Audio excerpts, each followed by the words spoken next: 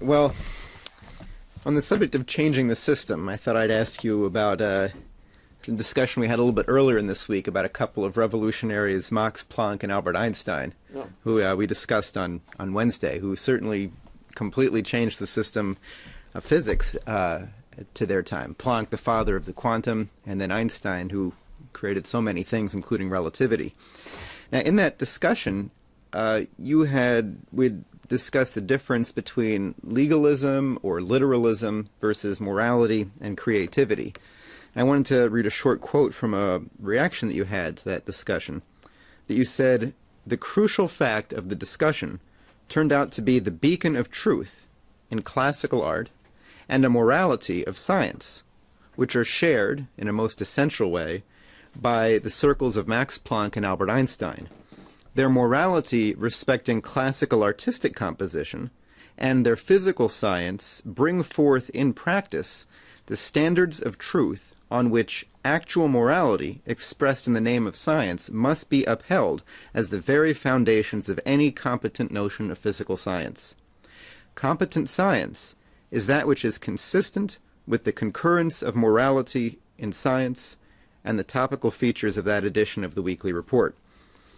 Now, here's what I'd like to ask you, because you just brought up towards the end of your last question the whether Obama is actually a natural-born citizen, whether he's even allowed to become the president.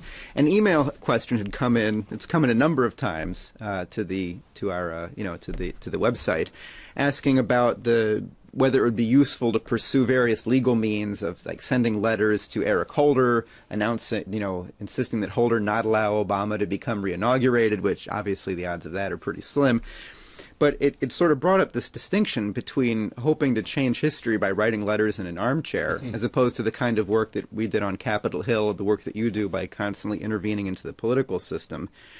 The difference between doing something that's shocking and new and unexpected and creative, and then hoping to move things forward by finding a place in a system that already exists. So that might be somewhat confusing, but I would like to hear your thoughts on what that type of morality is. Well, first of all, you have to ask what's creativity. And if you look at what we have in terms of policy, what you have a degeneration. And the way I look at this thing, it's the most efficient way to look at it because it avoids some complications, and if you look at the complications, you say they're not worth worrying over at this point. So you have the beginning of the Renaissance. And the beginning of the Renaissance creates a new period in history. It's a fundamentally new period in history from a long period of times. And this was Nicholas Acusa. And Nicholas Acusa was the actual author of this concept. His most crucial follower was, guess whom? Was exactly the development of our whole system, planetary system. Yeah, Kepler. Oh. So Kepler typifies as a true, shall we say, descendant or apostle of Kepler, of Acusa.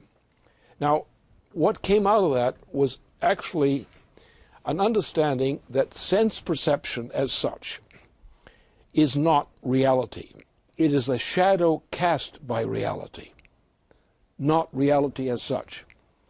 We have confidence because we are dependent upon our senses to treat that experience as if it were the reality.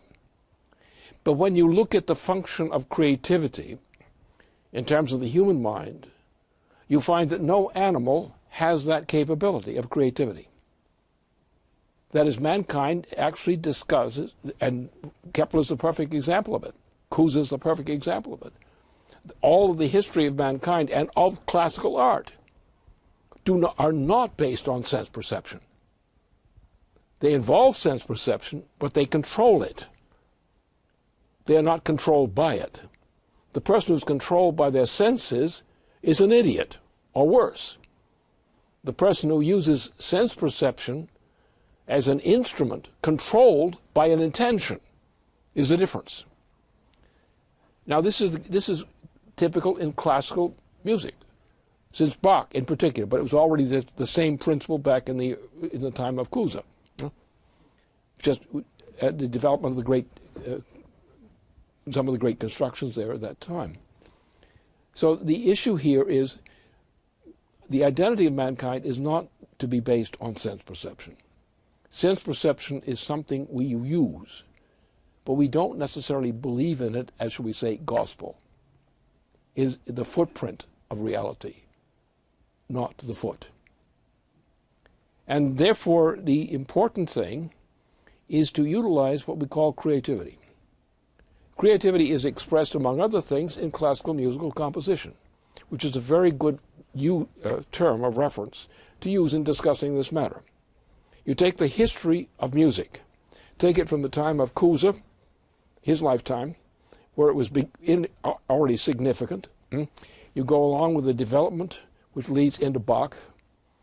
The Bach revolution changes everything, for the people who understood it and enjoyed it, and the greatest musicians. Then you get a development, which starts with Franz Liszt, the unfortunate poor boy, as Beethoven referred to him. And this guy is no musician. He's a clown. He has no capability of actual creativity. He has the ability of innovation, not creativity. Bach represents creativity, not mere innovation.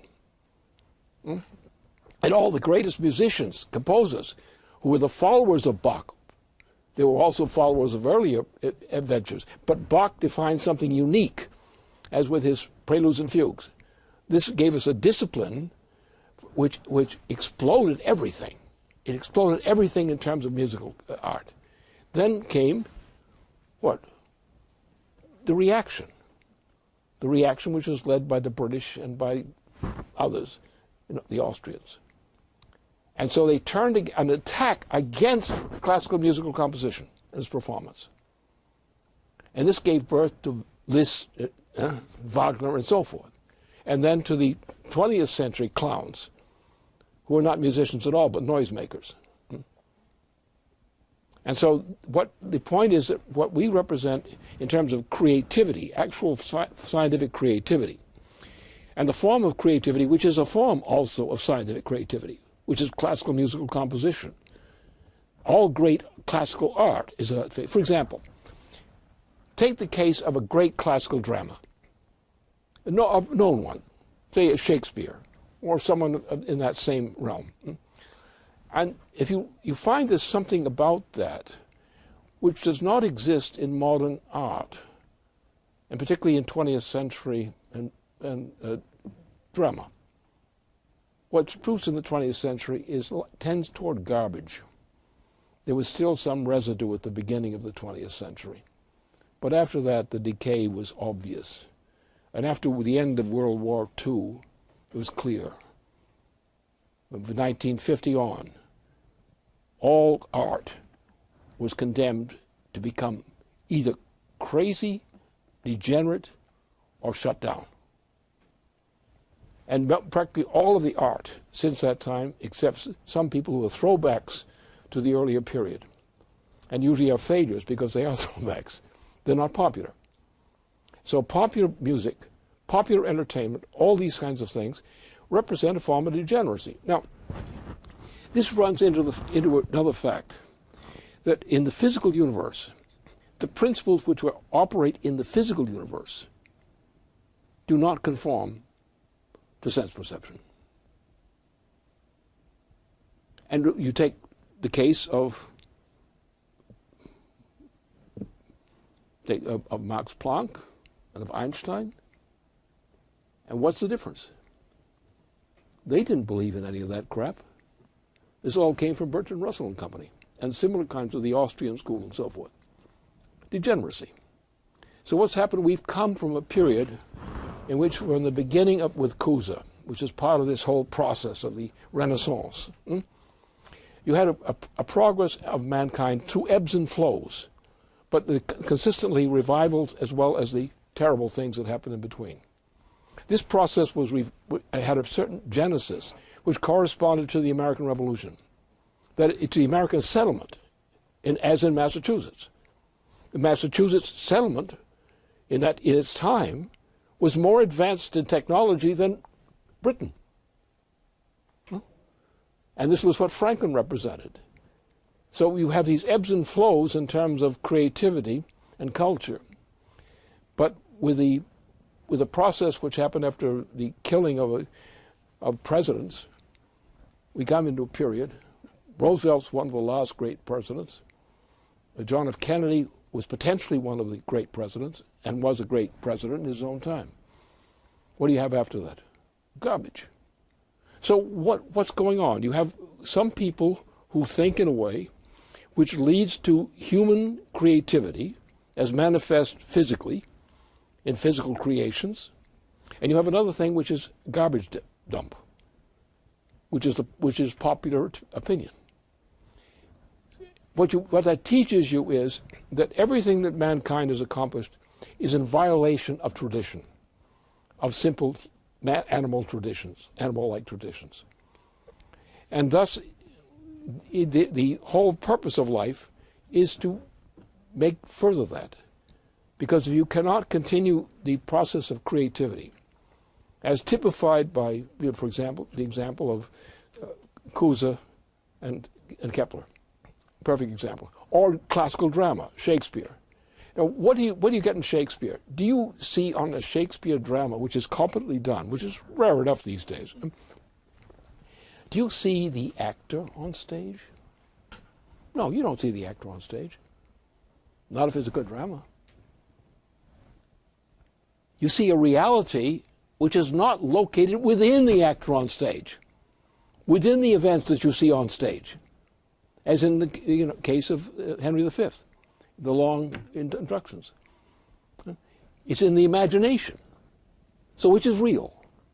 Is the imagination real, or is the sensual experience real? Which is true? Which is truer? And the same thing applies in classical music. What mankind is, the soul of mankind does not lie in the flesh. It lies in the imagination. And the imagination is the force of creativity by which man, through science and through scientific discovery, promoted in that way, is able to transform man's relationship to the universe we inhabit. The reality lies not in sense perception, the experience of sense perception. It lies in what we can do with the powers of mind, the creative powers of mind, to change the universe we inhabit in some significant degree. And the best example of that, the naked example of that, is classical drama, typified by Shakespeare and by great poetry. Because the classical drama brings forth the real human person, whereas the alternative muffles it.